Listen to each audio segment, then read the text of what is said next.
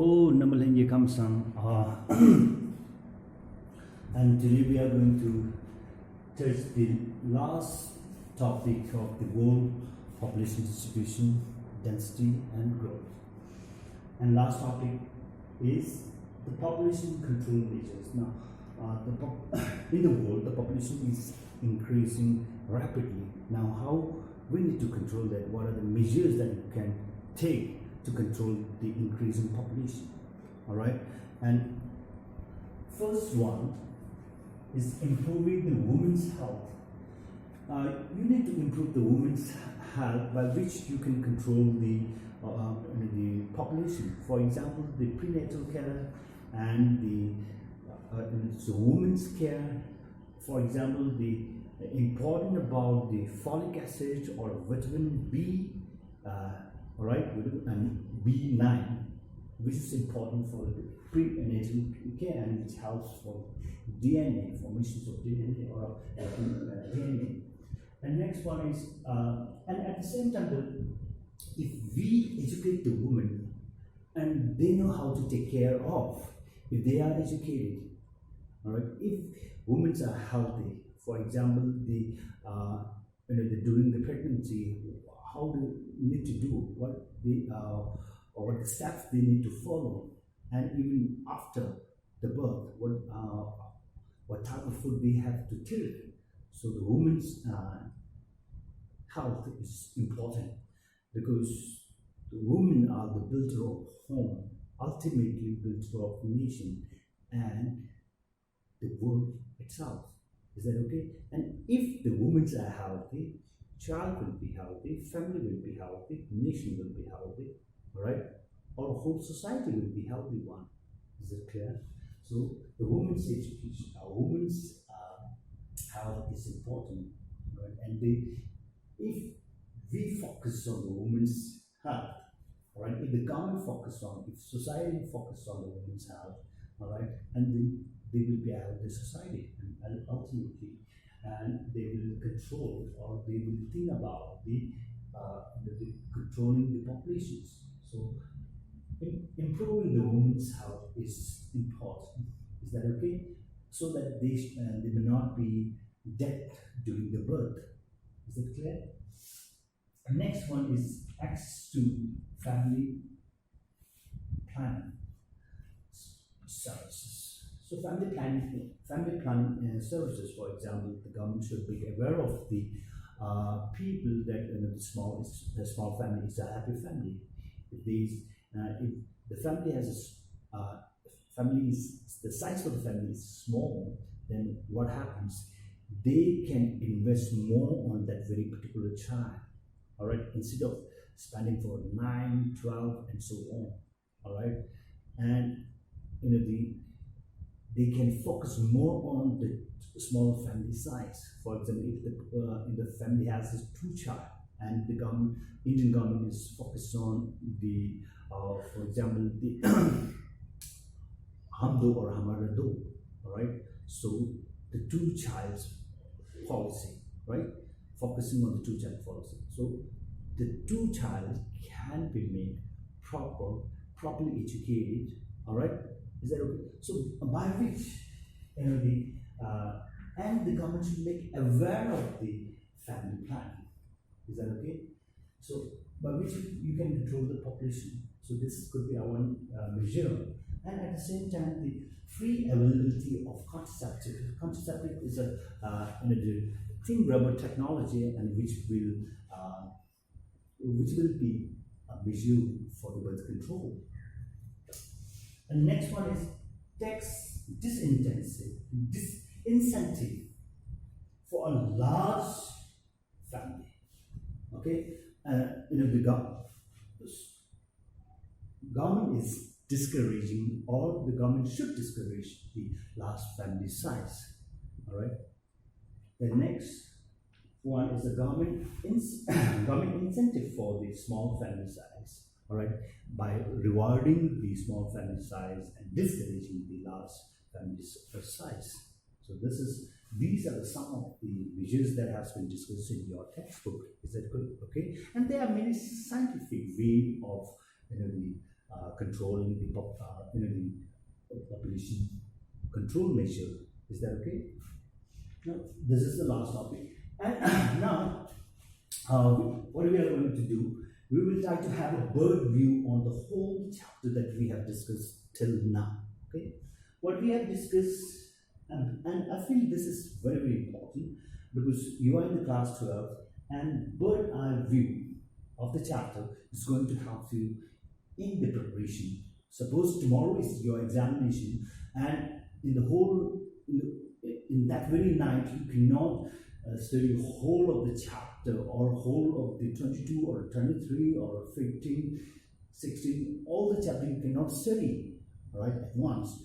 So bird eye view will make you to study or able to study whole of the chapter that you have learned, and it is very easy for you, and by which you will have 100% marks, and then our society will have more students who have scored 100 out of 100 and above 95%, and then everyone is fighting for the seeking scholarship, and then if such number increases and then the main scholarship comes up.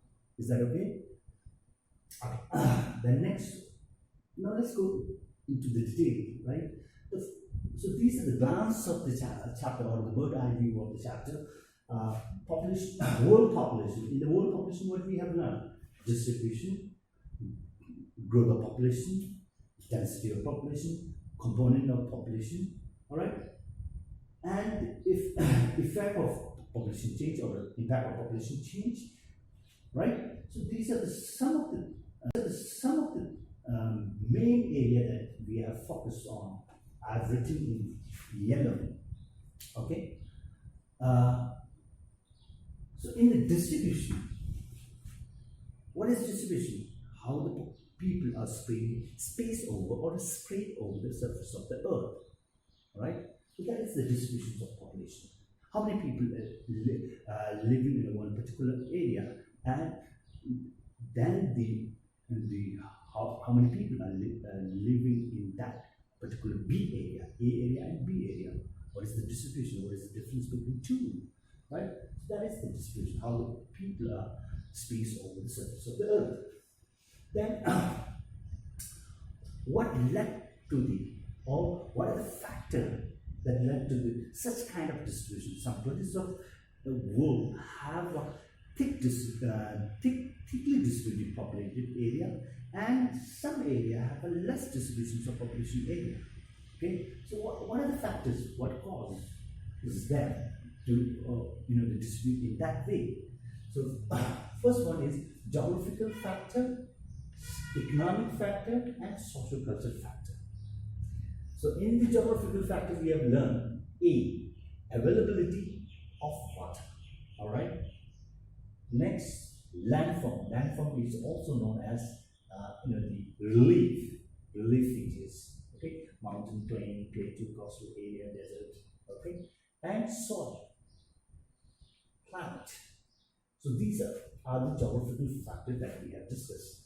And in the economic factor, we have learned that minerals, urbanization, industrialization. Okay, and these three comes down with the economic factor. And yesterday itself, Narendra Modi has given a huge package, all right, for the liberalizing the industry, right? And let's say on the other side, in the urban area, there is a shortage of labor. Why? All the migrant labor have gone back to their home. Okay, so these are contrasts. Then in the social cultural factor, we have a religion, social and political and government policy, even the cultural. Okay, culture comes over here. Then in the growth, what we have learned: natural growth of population, actual growth, positive growth, and negative growth, and especially we have learned about the positive and negative in a specific way. Then in the density of population, right? You know the density of population is the number of people to the size of line. Okay, so and at the same time we have located these areas on the world map. So high density of population, medium density of population, low density of population, right? And where do you find the high density of population, medium density of population, low density of population? Okay, and we know all those areas. Then the world population, in the world population, the main component of the population change. What led to the population change or growth? Why is the growth of population taking place?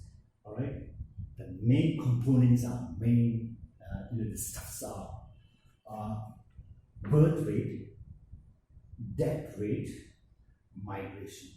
All right, these three factors will lead to the change of population or growth of population.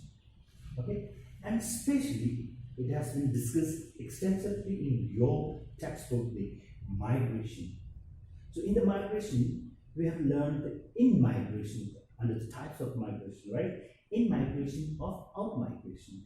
In-migration is also known as immigration, or out-migration is also known as immigration, right? EN, and this is IN. And it can be written as in-migration and out-migration. Okay, in-migration is nothing but IN, a migrant who enter into a new land. For example, here you have to take one country. For example, India. Let's take India. A person who enter into India are known as immigration or immigration. Okay, IN. Then a person who are moving out of India are known as EN, immigration and out migration. Is that clear? And the migration, for the migration, there are two main factors. There is a push factor and pull factor. As I've told you, push factors are more, these are less attractive, and pull factors are more attractive areas. Is that clear? And last, the effect of population change. The effect of population change will be, or increase in the population change will be, or the growth of population will be, or at last the growth of population will lead to some changes on the surface of the earth or throughout the world, right? The changes will be the positive and negative. Negative like pollution, depletions of resources, all right, and then the increase in the social crime, right? These are some types of some kind of negative changes that has happened on the surface of the earth. But the positive changes, all right, and positive changes like research on the research, all right. For example, people will research regarding the how to renew the resources and how we can regain the land, soil, water, all right, and so on. Is that okay? And how to reduce the reduce the wastage of minerals, right? Okay, so these are some of the positive changes will happen if the world population changes.